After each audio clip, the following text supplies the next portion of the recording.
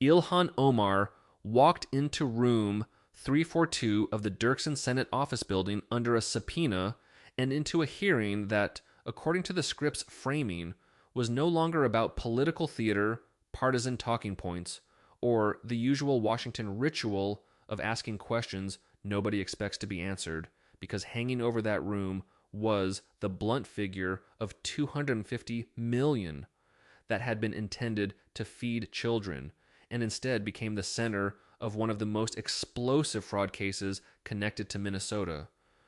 She did not arrive alone, and the detail that immediately sharpened the atmosphere was the attorney seated beside her, not a communications aide, not a legislative assistant carrying briefing notes, but a high-powered white-collar defense lawyer positioned close enough to advise her whenever the questions stopped sounding political and started sounding legal.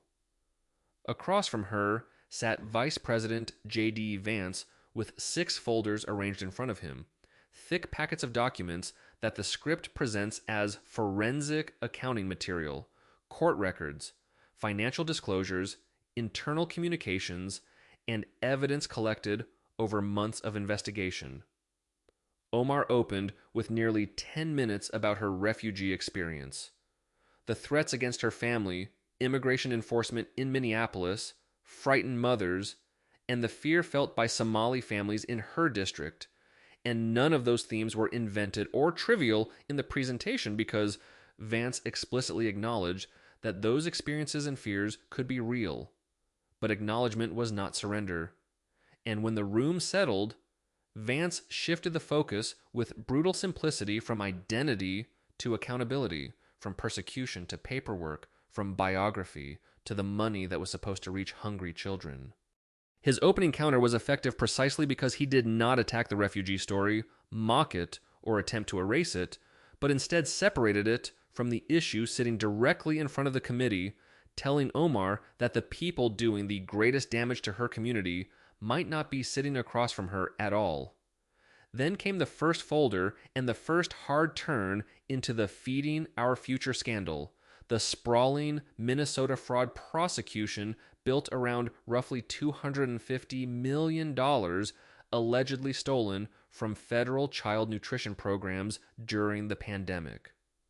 Vance began with the Families First Coronavirus Response Act and the Meals Act provision associated with Omar, focusing on the changes that expanded participation in child nutrition programs and loosened ordinary verification requirements during the emergency period. The script's argument is direct and intentionally unforgiving. Those flexibilities were designed to move food quickly during a crisis, but they also created exactly the kind of weak oversight that fraudsters could exploit at industrial scale. Omar responded that implementation belonged to the USDA rather than her congressional office, but Vance refused to let administrative responsibility become a convenient trapdoor through which legislative responsibility could disappear. He pointed to the Minnesota House Fraud Committee's conclusions and framed the central issue not as whether Omar personally stole a dollar, but whether policies she promoted helped remove safeguards at the exact moment enormous amounts of federal money began flowing through organizations and meal sites in her district. Then he moved to Amy Bach, the Feeding Our Future founder, whose case had become the symbolic center of the scandal, and the folder stopped looking like a policy argument and started looking like a map of relationships. According to the material presented in the source script, investigators recovered email correspondence involving Omar's congressional office during searches connected to Bach, including communications concerning federal food programs, and Vance treated those contacts carefully, not yet as proof of criminal conduct, but as facts that demanded an explanation. That distinction mattered because it denied Omar the easiest response. He was not accusing her of taking the $250 million. He was building a chain showing that the people, programs, restaurants, and warnings surrounding the scandal repeatedly crossed the boundaries of her political world.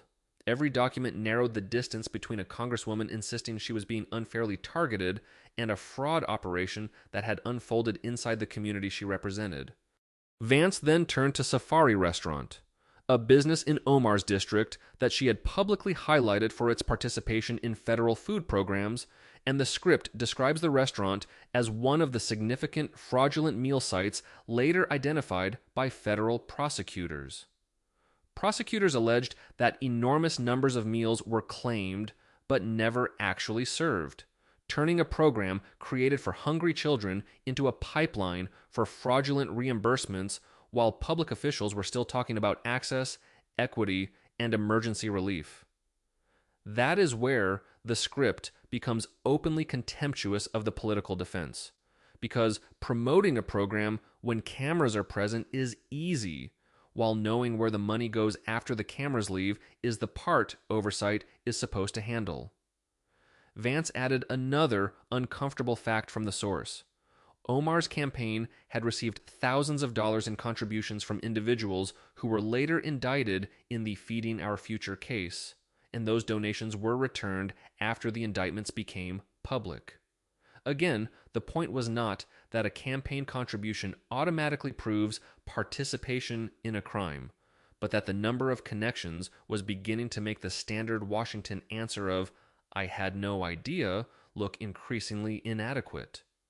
The sharper blow came from what the script describes as an internal communication from Omar's own congressional staff dated August 2020, long before the scandal exploded into national headlines and long before prosecutors began announcing indictment after indictment.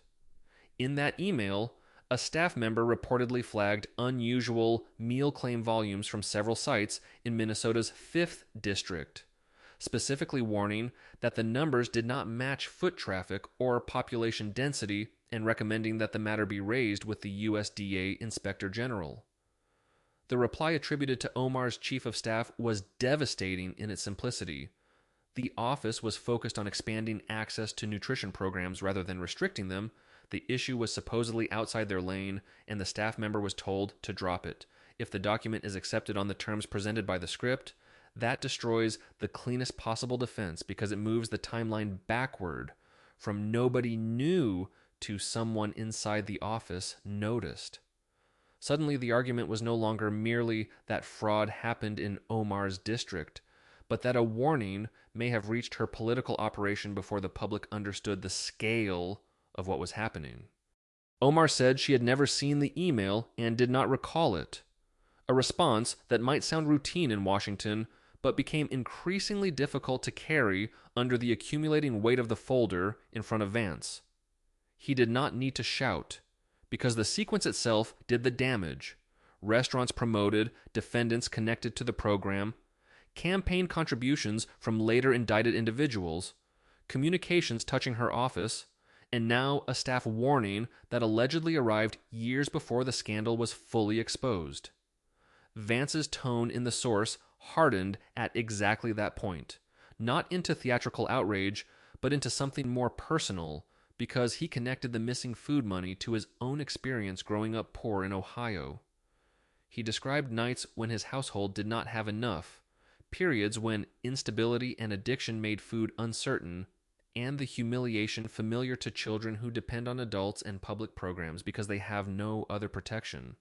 That personal history gave the questioning its sharpest edge because he was no longer treating $250 million as an abstract federal expenditure, but as meals that were supposed to exist for children who could not afford to lose them. The script's indictment of the scandal is intentionally savage. The money was meant for food, yet prosecutors traced fraud proceeds into luxury cars, property, travel, clothing, and personal spending, while the children whose names justified the reimbursements were reduced to entries on fraudulent paperwork. Vance contrasted that reality with Omar's earlier criticism of federal investigators, presenting her response to the investigation as another attempt to shift attention from the substance of the fraud toward claims of confusion, chaos, and political targeting. He pressed the distinction hard, arguing that the real confusion was how a representative could watch a $250 million child feeding scandal erupt around her political base and still treat scrutiny itself as the central offense.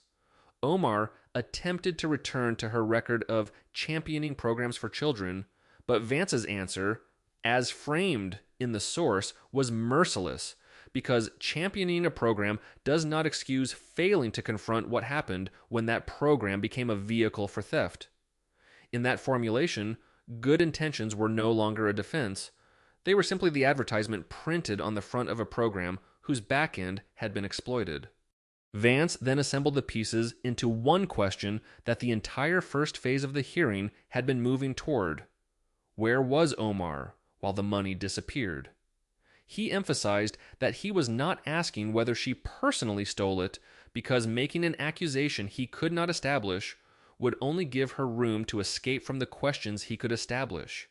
Instead, he asked how $250 million could vanish from programs operating in and around her district, how dozens of people connected to the fraud could face federal charges, how her name could repeatedly surface in political investigations and committee reports, and how invitations to explain those relationships could be declined without producing a clear public accounting.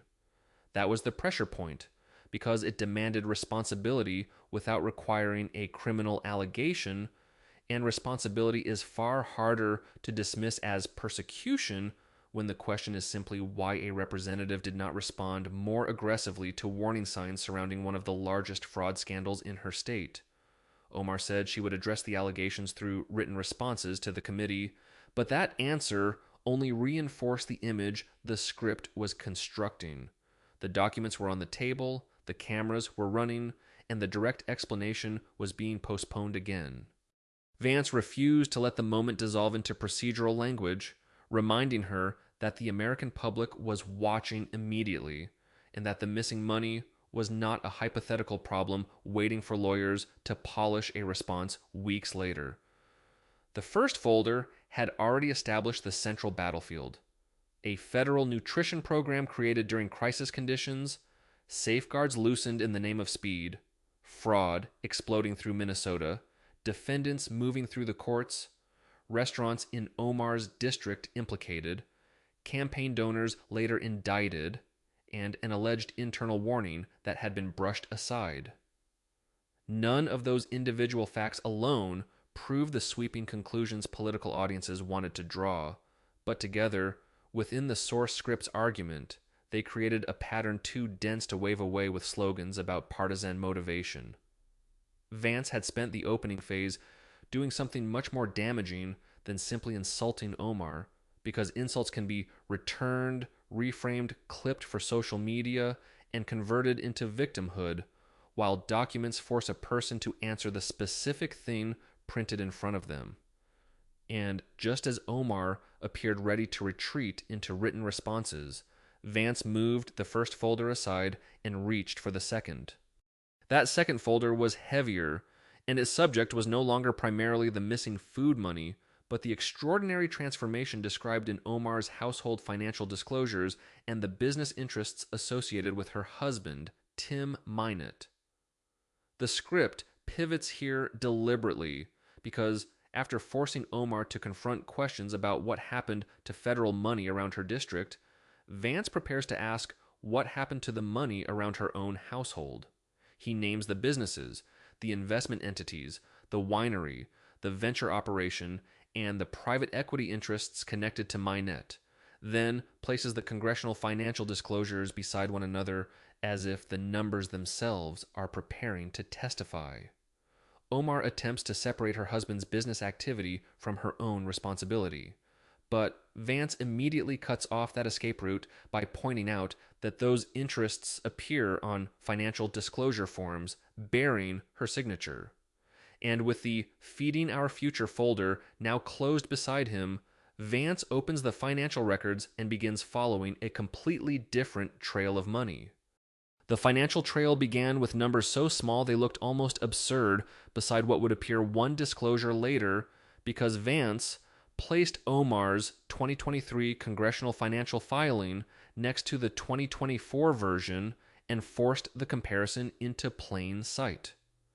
According to the first disclosure, as presented in the script, Eastcliff and Rose Lake Capital, together carried values that barely reached into the thousands, while underlying bank figures cited from litigation records showed Rose Lake Capital holding only a few $1,000s, another venture holding almost nothing, and Eastcliff sitting at a level that hardly resembled the foundation of a multi-million-dollar financial empire.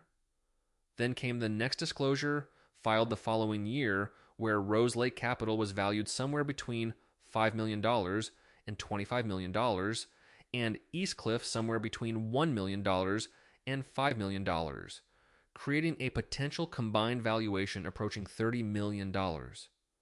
Vance did not need theatrical language to make the arithmetic look ridiculous, because he had worked in venture capital and understood exactly how extraordinary that kind of reported growth would appear when placed beside the prior year's numbers. The script frames the jump as roughly 70 million%, a figure so extreme that Vance treated it not as impressive investment performance, but as a demand for explanation. Omar answered that congressional disclosure forms reflect business valuations rather than a simple calculation of personal net worth, and that her husband was only one of several partners, but Vance immediately pushed the argument back toward responsibility because she had signed those forms under penalty of perjury. If the valuation accurately reflected her household interests, then her previous public insistence that she was not a millionaire became difficult to reconcile with the paperwork. And if the disclosure exaggerated her actual financial position, then the disclosure itself required correction. Vance produced Omar's earlier public response to social media accusations about her wealth, including her statement that she was not a millionaire and her characterization of contrary claims as coordinated right-wing disinformation. He placed that denial beside a federal disclosure form that, in the script's presentation, showed household business interests potentially worth tens of millions of dollars, then stripped away every ideological distraction and reduced the contradiction to two statements carrying the same name. One said she was not wealthy. The other appeared to place her household inside a financial range most Americans would call wealthy without hesitation, and Vance's point was that rhetoric could not make both versions comfortably coexist. Then he moved away from valuation and into the source of the money, because even a questionable valuation could theoretically be explained if the underlying capital had a clean and transparent origin. The committee, according to the source script, had obtained transaction records describing an $11.25 million payment that passed through several jurisdictions before reaching a United States account connected to the business network associated with Omar's husband. Vance walked the route slowly. An originating entity in Dubai, movement through Mauritius, passage through a United Kingdom intermediary, and final arrival at an American financial institution tied to businesses that included a California winery and a private equity operation. Nothing about an international transfer automatically proves wrongdoing, and Vance did not need to pretend otherwise, because the force of the questioning came from combining the transfer with the sudden valuation increase and the absence of a simple public explanation for who supplied the capital and why. A business supposedly worth almost nothing becoming potentially worth tens of millions was already unusual.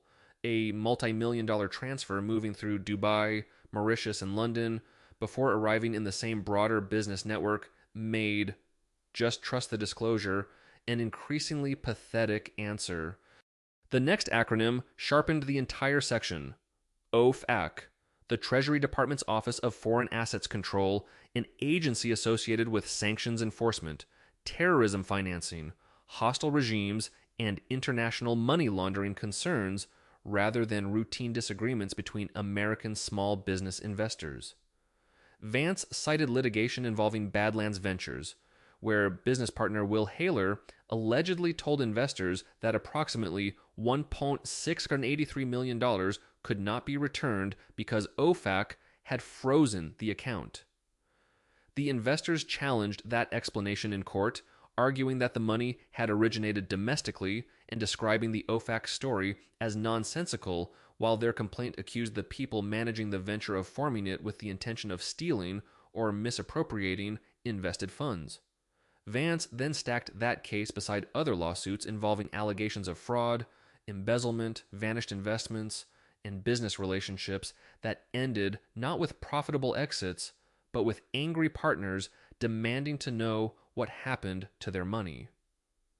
The Scripps argument was no longer based on one strange company, one disputed valuation, or one unhappy investor, but on a repeated pattern of businesses associated with Minette producing lawsuits, missing funds, frozen account explanations, and financial numbers that seemed to transform at a speed ordinary investors could only fantasize about.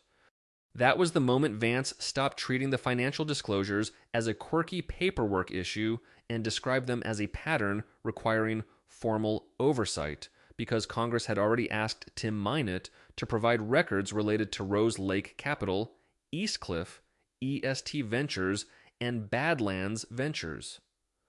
Omar's position that her husband's activities belonged to him personally became harder to maintain once those activities appeared on forms she was legally required to file, and once congressional investigators began requesting the documents behind them.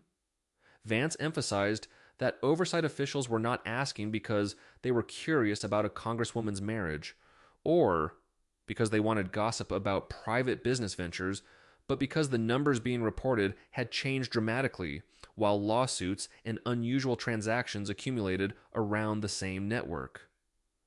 When a business interest jumps from pocket change figures to potential 8-figure valuations, when millions move through multiple international jurisdictions, when investors allege their money vanished, and when an OFAC freeze is invoked as an explanation, pretending that every question is merely partisan harassment becomes an insult to arithmetic. He closed the financial folder with the same discipline he had used on the Feeding Our Future material, leaving the documents to carry the accusation farther than any insult could. The committee recessed for 12 minutes, and Omar remained at the witness table while her attorney spoke to her continuously in the low, controlled manner of someone trying to prevent an already dangerous hearing from becoming legally worse.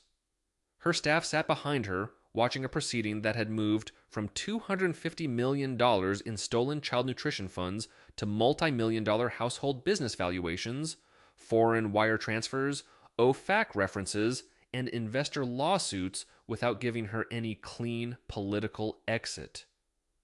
When Vance returned, however, he changed subjects again, and the new section was not about money at all, but about judgment, temperament, and the way Omar responded when Americans died. He raised the September 10th, 2025 killing of Charlie Kirk at Utah Valley University, describing him as a 31-year-old husband and father of 2 who was shot while speaking on a college campus. Then Vance turned to Omar's comments the following day, when, according to the transcript cited in the source, she said Kirk had no legacy worth honoring, said that his legacy belonged in the dustbin of history, and refused to apologize for the timing of those remarks.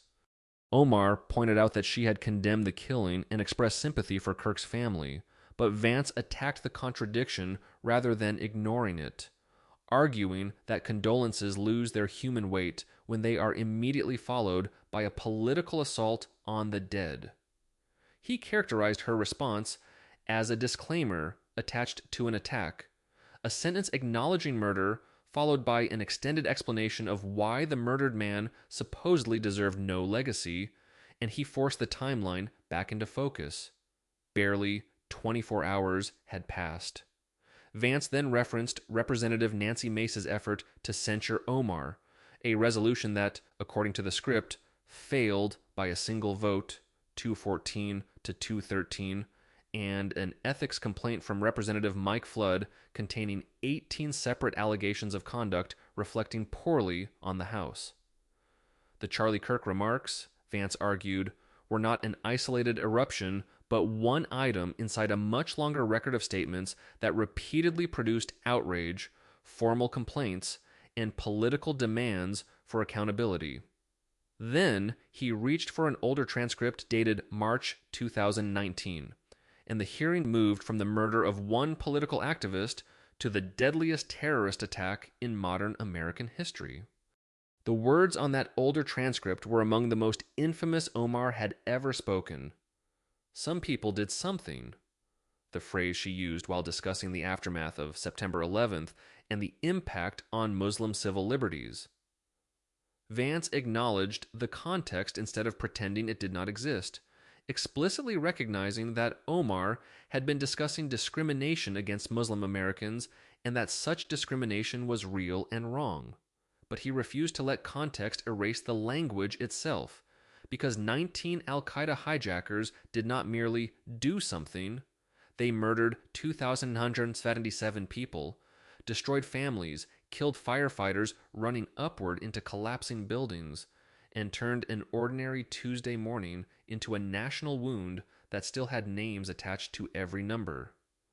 Vance produced the image of Nicholas Harros Jr., whose mother Frances died in the World Trade Center and who later wore Omar's phrase on a shirt at Ground Zero as an indictment of the casual language used to describe her murder. Then came the simplest questions of the section. Had Omar ever called him, ever written to him, ever looked him in the eye and apologized for reducing what happened to his mother to something? And the answer in the room was silence.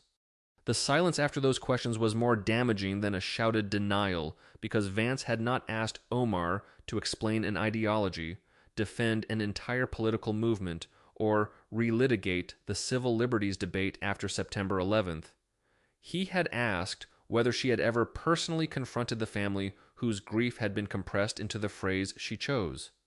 From there, he made the argument the script had been building toward for several sections, that the problem was not one unfortunate sentence or one badly timed remark, but a repeated instinct to minimize, redirect, or politicize when the facts became personally inconvenient. September 11th had nearly 3,000 dead Americans behind it. Charlie Kirk had a murdered husband and father behind it. And Vance's accusation was that in both moments, Omar's first public response turned almost immediately toward politics rather than restraint. He did not call that a rhetorical mistake anymore, because a mistake is supposed to be isolated, accidental, and followed by recognition, while repetition starts looking like character. Then he reached for the fourth folder, thinner than the financial records and less visually dramatic, but in the script, potentially more destructive because it was built around a timeline rather than a bank statement. The folder contained a list of 17 documented confrontations stretching across roughly 6 years, each one pairing a specific controversy or evidence-based question with the public response Omar gave when that controversy reached her. Vance began in 2019 with the anti-Semitism controversy surrounding "It's all about the Benjamins," then moved through the criticism surrounding "Some people did something," campaign payments connected to Tim Minott, statements comparing the United States and Israel with Hamas and the Taliban, disputes over a Somali language speech, the Charlie Kirk remarks, immigration questions, the Minnesota fraud inquiry, and the later requests for financial documentation. The point of reading the list was not to pretend every controversy was identical, because they plainly were not, but to identify what Vance described as the same defensive mechanism appearing again and again, regardless of the underlying subject. Racism, Islamophobia, political persecution, mistranslation, right-wing disinformation, or refusal to engage became, in his presentation, the recurring answers whenever the question moved from broad ideology to a narrow demand for evidence. After 17 entries, Vance set the page down and delivered the line the entire folder existed to support. This was not a defense anymore, it was a playbook. Omar finally pushed back with genuine anger, telling Vance that he did not get to define racism for her, did not get to sit across from her as a white man and lecture her about the discrimination attached to her skin, her faith, or the hijab she wore in public life. It was the strongest emotional counterattack she had offered all day, because it moved the exchange away from transactions, subpoenas, committee reports, and financial disclosures, and back onto terrain where lived experience carried political and moral weight. The Democratic side of the room visibly reacted, and for a moment the hearing threatened to become exactly the kind of confrontation Omar knew how to fight: identity against power, discrimination against accusation, lived experience against institutional authority. Vance did not dispute the first half of her argument, and that was the trapdoor closing again, because he acknowledged that he had never been targeted because of his skin color or faith, and refused to pretend he understood experiences he had not personally lived. But then he changed the axis entirely, returning to the form of hardship he did understand, and to the children whose missing food money had opened the hearing. He told Omar that while he could not claim her experience of racism, he knew poverty, hunger, instability, addiction inside a household, and the helplessness of being a child dependent on adults who were sometimes too damaged to provide what a child needed. That distinction gave him a way to attack the shield without attacking the identity behind it, because his argument was not that racism was fictional, but that real discrimination could not be used as an all-purpose answer to every document placed on the table. He returned to the $250 million stolen from child feeding programs, the restaurant sites, the warning reportedly generated by Omar's staff, the financial disclosures, the unusual wire transfers, the OFAC explanation, and the unanswered requests for business records. His accusation was savage in its precision. Omar had taken a legitimate refugee story and a legitimate history of discrimination and turned both into political armor that appeared whenever accountability became uncomfortable. In the script's framing, that did not merely protect Omar from questions, it degraded the very concept of discrimination by using it as cover in situations where a bank record, court filing, or subpoena required a factual answer instead. That was the point where Omar's posture changed again, because anger had not moved Vance away from the evidence, and the attempt to make the confrontation personal had simply given him another path back to the documents. She turned toward her attorney, who leaned in and spoke to her at length, clearly delivering advice designed to stop the hearing from producing additional spontaneous statements that could later create legal problems. When Omar faced the microphone again, the commanding rhythm of her opening statement was gone. The anger had been stripped out, and what remained was a narrower, more careful voice announcing that on advice of counsel, she would provide written responses to the committee's remaining questions. That sentence changed the atmosphere because the source script presents it as the moment political combat finally yielded to legal caution. The instant when the lawyer sitting beside her stopped looking ornamental and started looking essential. Vance accepted the invocation of counsel without mockery, acknowledged her right to legal advice, and began gathering the folders into one stack as if the evidentiary portion of the hearing had reached its natural end. But he did not end with the evidence, because after hours of documents, he said there was one final thing he wanted Omar to hear, not another question requiring a legal answer, but a judgment about responsibility and what public trust was supposed to mean. He removed his glasses, set them beside the stacked folders, and returned to the beginning of Omar's own biography, the refugee camp in Kenya, the uncertainty of arriving in a country she had never seen, the language barrier, the cold, the fear, and the extraordinary fact that her path eventually carried her into Congress. Vance did not ridicule that story. He elevated it, describing it as real and distinctly American. Precisely so, the contrast with his accusation would become harsher rather than softer.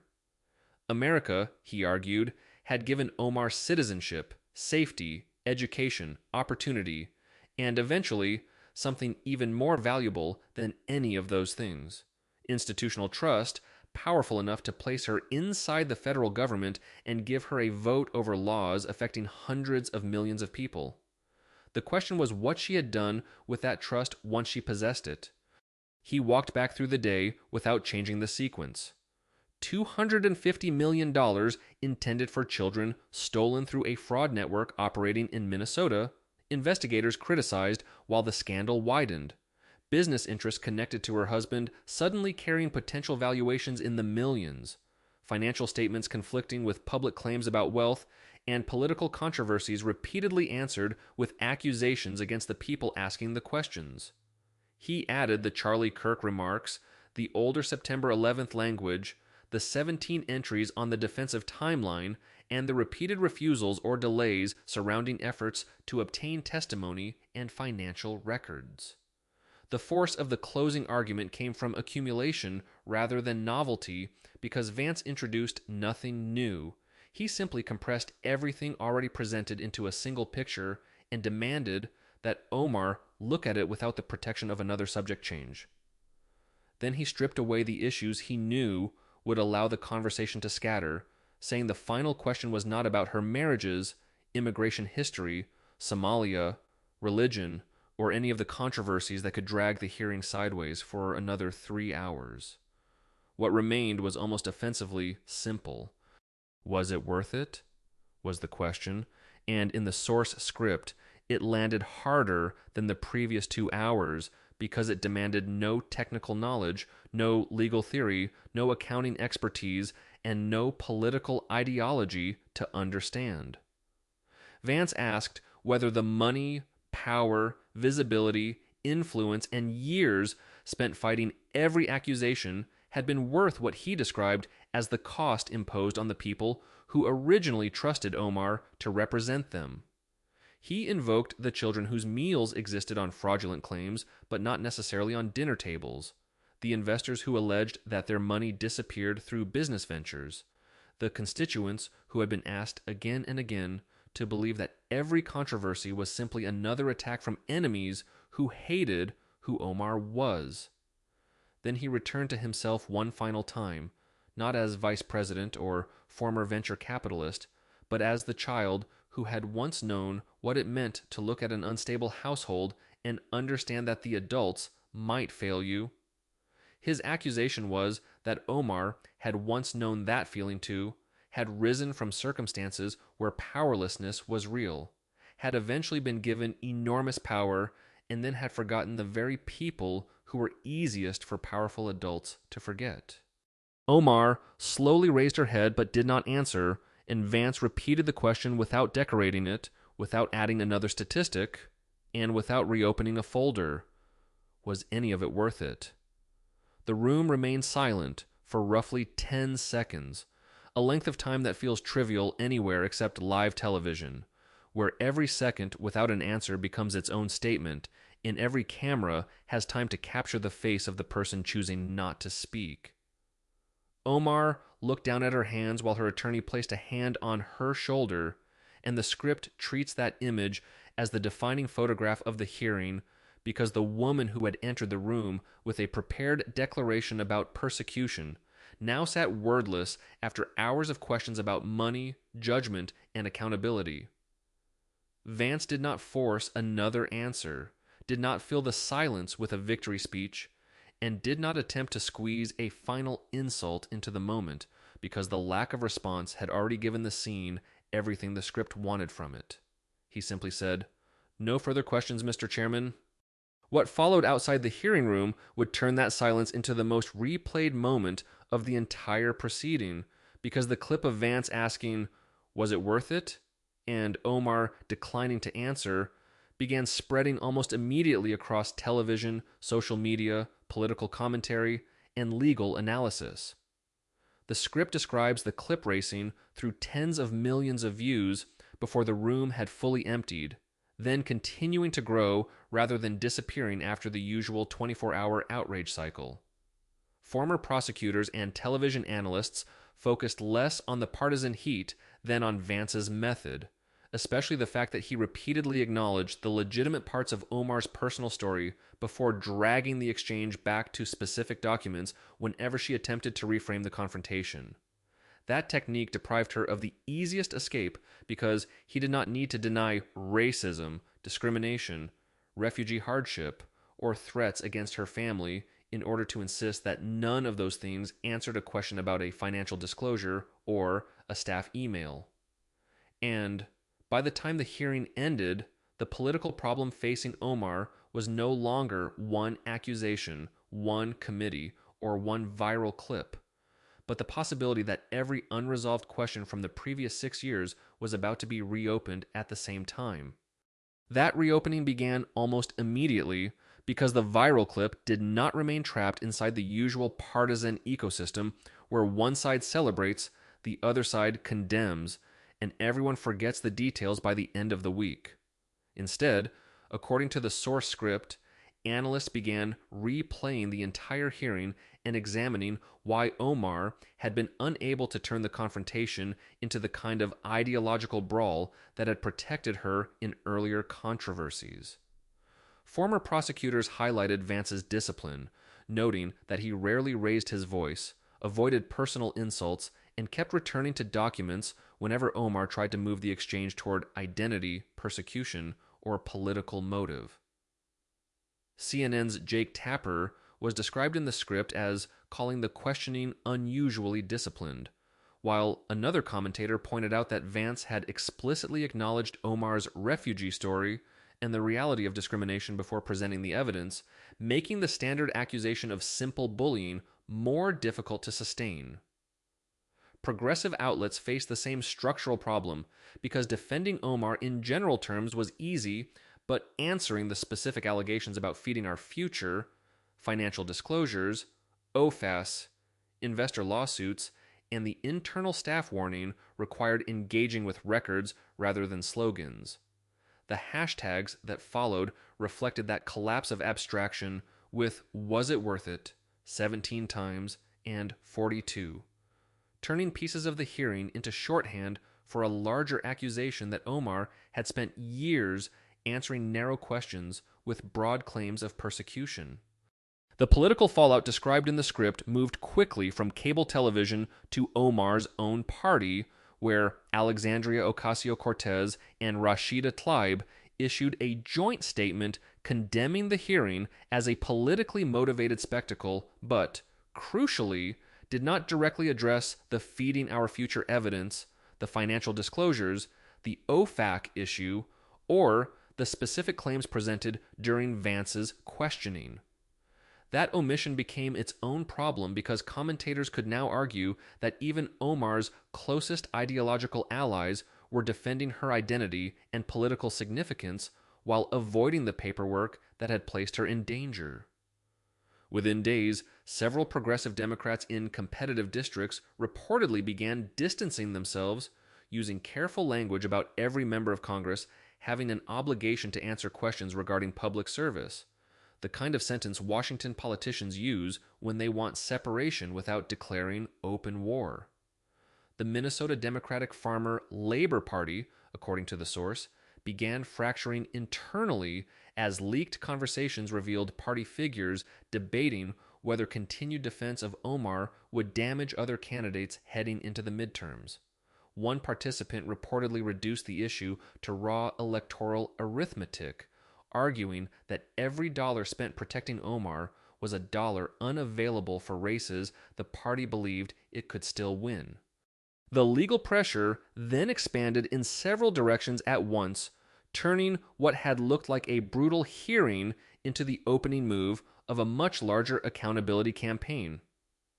The House Ethics Committee, according to the script, combined Representative Mike Flood's 18-count complaint with material presented during the hearing and opened a formal investigation, while the Justice Department inquiry widened as officials continued examining questions surrounding Omar and her household finances.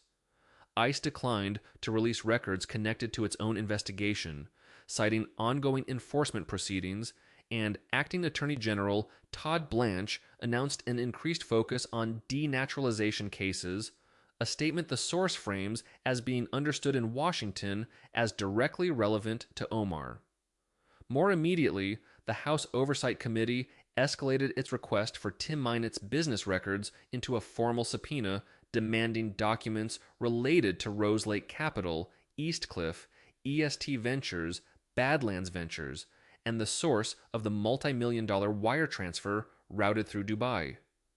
What had previously been treated as voluntary cooperation was now presented as legal compulsion, backed by the possibility of contempt if the requested material remained unavailable. Minnesota lawmakers also reopened the fight that had previously stalled, with the House Fraud Prevention Committee again seeking to compel Omar's testimony regarding her connections to the Feeding Our Future scandal. This time, according to the source, one DFL member who had previously opposed the subpoena changed position, allowing the motion to pass 6-2 and creating the first path toward legally compelled testimony and document production at the state level. The significance was not merely procedural, because Omar had already declined multiple invitations to appear, making a successful subpoena fundamentally different from another request she could ignore or postpone. The hearing had therefore altered the balance of power surrounding the controversy, moving Omar from a position where she could describe investigations as partisan theater to one where multiple institutions were simultaneously demanding records, testimony, and financial explanations. Every unanswered question that had once existed separately was now being gathered into the same pile. Then came the electoral threat, and the source script introduces it through Amina Farah, a 41-year-old CPA, small business owner, and daughter of Somali refugees who announced a primary challenge against Omar with a campaign built almost entirely around competence, transparency, and financial accountability. Her launch video opened with her reciting the citizenship oath and ended with the line that her community deserved representation rather than controversy, followed by the pointed declaration that she knew how to read a balance sheet and was not afraid of subpoenas. The message was calculated with surgical precision because it neutralized Omar's strongest identity-based defense before the campaign even began. Farah came from the same broader immigrant story, represented the same community, and therefore could attack the accountability issue without allowing the race to be reduced to outsiders targeting a Somali Muslim congresswoman. According to the source, the video exploded online. Donations poured in at a record pace for the district, and polling taken weeks after the hearing showed Omar's approval dropping sharply, especially among older voters and Somali American women who had long formed one of her most dependable constituencies.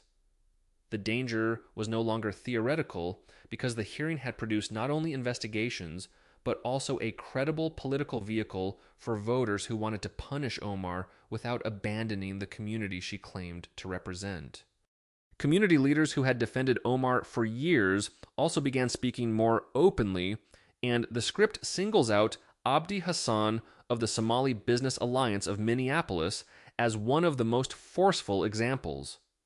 His message rejected the idea that accountability was an attack on Somali Americans, arguing instead that the community had come to the United States to build lives, run legitimate businesses, keep clean books, and participate openly in American civic life.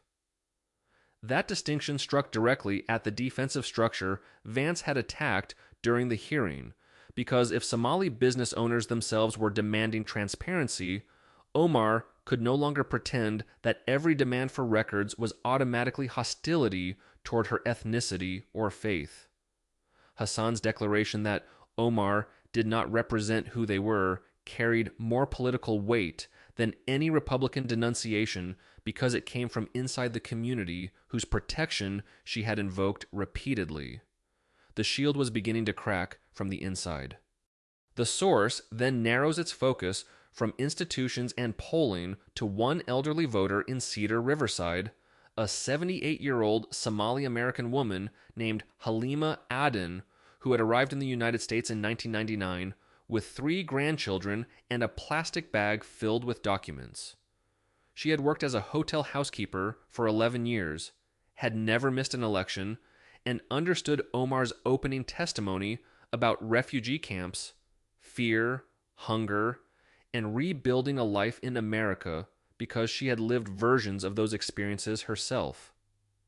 When Omar spoke about Kenya and the terror of displacement, Halima reportedly nodded because those memories were familiar, but when Vance turned the hearing toward the missing $250 million and the unanswered warnings, her reaction changed. By the time Omar's attorney advised her to stop talking, Halima had stopped defending the woman on the screen and reduced the entire controversy to the simplest possible judgment. America had given Omar the seat, the power, and the chance to help, and she had treated those gifts as though they meant nothing. Her final political decision was equally simple. Her granddaughter would vote for the accountant, the challenger who claimed to know where the money went. For Vance, the script presents the aftermath in deliberately restrained terms because he did not launch a victory tour, did not spend the next 2 weeks boasting about viral clips, and did not try to turn Omar's silence into a personal brand.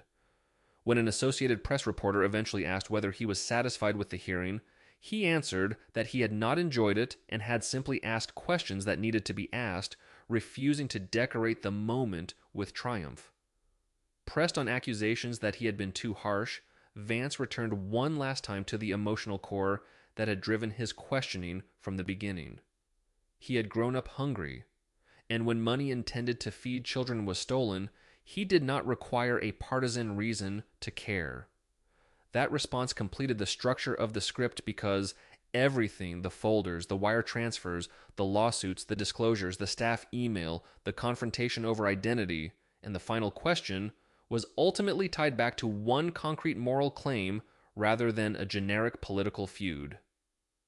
The argument was that corruption becomes most disgusting when the people harmed have the least power to fight back. Back in his office, Vance returned to a framed photograph on his desk showing a kitchen table in Middletown, Ohio, chipped at one edge, with a simple plate, a glass of milk, and his grandmother's hand caught slightly out of focus as she reached into the frame. It was not a campaign photograph, not a flag-draped image designed for donors, and not a souvenir from the halls of government, but a reminder of the house where scarcity had been real and where hunger had never been an abstract line in a federal budget. The source uses that image to close the hearing not with applause or celebration, but with a private reminder that policy arguments become something else when a person remembers what it feels like to depend on the system working. Vance looked at the photograph, set down his briefcase, and opened another folder, because in Washington there was always another file, another unanswered question, another official insisting that scrutiny was persecution when the numbers stopped making sense. And after everything that had happened in room 342, the question hanging over Ilhan Omar was no longer whether critics disliked her politics, but whether the documents would ultimately support the brutal picture the hearing had placed before the country.